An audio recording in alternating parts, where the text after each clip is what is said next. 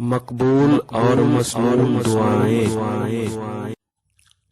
औज़ुबिल्लाहिमिनश्शैतानिर्रजीम बिस्मिल्लाहिर्रहमानिर्रहीम। अस्सलामु अलैकुम रहमतुल्लाहि व बरकातुहू।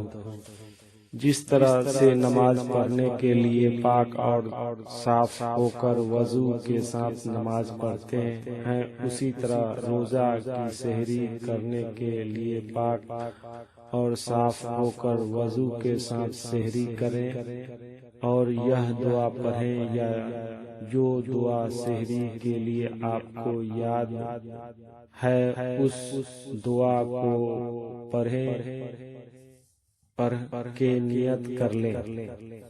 In the same way as you perform ablution after being pure and clean to pray, in the same way to perform sehri, will fasting perform sehri with ablution after being pure and clean and recite this dua or whatever dua you remember for sehri.